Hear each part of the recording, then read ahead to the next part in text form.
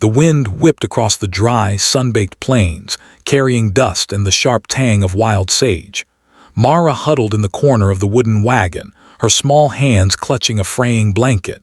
She had been sold, like cattle at auction, to a drunken rancher whose reputation for cruelty was whispered in every nearby town. Fear pressed down on her chest like a weight she could not lift. Her mother's final words echoed in her mind.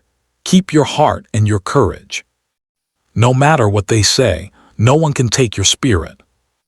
The wagon stopped abruptly, jolting her forward. The man who would claim her stumbled to the front, reeking of whiskey and sweat. He turned to her with a grin that did not reach his bloodshot eyes. "You're mine now, girl. Don't think about running."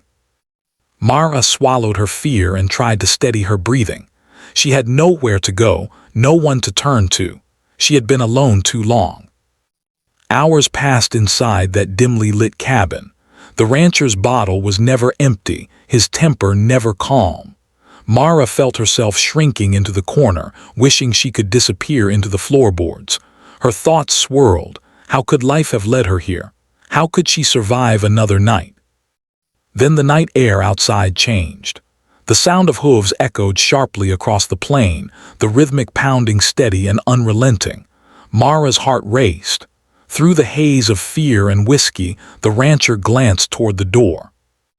A shadow appeared, tall and imposing, dressed entirely in black, a wide-brimmed hat casting his face in shadow. His hands rested on his holsters, fingers twitching over the triggers. Every movement, every breath he took radiated controlled power and quiet danger. The rancher's grin faltered. "Who?" The man in black didn't answer. He drew both guns with swift precision, the metallic shine catching the moonlight. Mara gasped, unable to believe the scene unfolding before her. "Step aside." The man's voice was low and steady, yet filled with authority that brooked no argument. "Or you'll regret it." The rancher froze, hands trembling. Who are you?" The cowboy's eyes, dark and scarred, bore into him. "I'm someone who doesn't allow injustice to pass." Mara's stomach dropped. He was here for her. Her heart pounded like a drum, hope sparking where fear had dominated for so long. He stepped forward, hand extended. Mara hesitated, unsure if this stranger was trustable, but the strength in his hand, the certainty in his gaze, told her to take it. She did. "You're coming with me," he said quietly. The rancher stumbled backward, fear overtaking his drunken arrogance. "You can't take her." "She's not yours," the man replied simply. "Not anymore." The ride through the night was silent except for the sound of horses' hooves against the hard earth.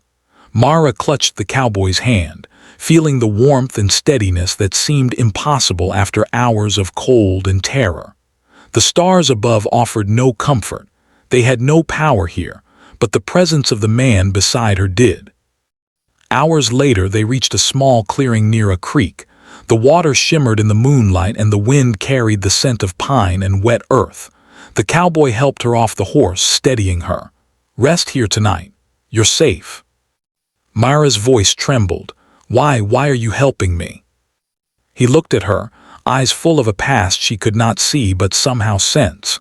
"Because no one should be treated as property. No one should be alone when the world can be cruel." She searched his face, noticing the deep scars etched across his skin, the haunted look in his eyes. He had his own pain, his own history of battles, yet he chose to protect her. Morning light broke over the horizon, illuminating their small camp. Mara blinked against it, still unsure if she was dreaming. I can't stay here forever," she whispered. "You won't have to go back," the cowboy said. "Not to that life, not to that man. You have a choice now." Tears pricked Mara's eyes. I don't know how to thank you." "You don't need to," he said. "Live, that's thanks enough." The ride resumed and Mara finally relaxed, feeling freedom for the first time in months. The plains stretched endlessly, but with him by her side, they no longer seemed lonely or hostile. His hand remained over hers, a silent promise of protection. At the next town, the cowboy spoke softly. There's someone waiting to help you, a friend of mine. Someone who can provide safety and work. You can start fresh." Mara's heart lifted cautiously. Perhaps life had not abandoned her entirely. When they reached the town, he handed her over to a kind couple who promised care, while he remained in the shadows, watching. Mara wanted to turn and thank him, to ask his name, to beg him to stay, but the fear of losing him again kept her silent. Before leaving, the man in black finally spoke. "Remember, Mara, your spirit is yours. Never let anyone take it again." She nodded, tears streaming freely. "I won't forget you." He tipped his hat, mounting his horse, and disappeared into the plains as silently as he had appeared, leaving Mara with hope she never thought she'd feel again. She realized that sometimes salvation came not from wealth, not from authority, but from the courage of a scarred soul willing to stand against darkness and extend a hand. And in that moment, Mara knew her life had changed forever.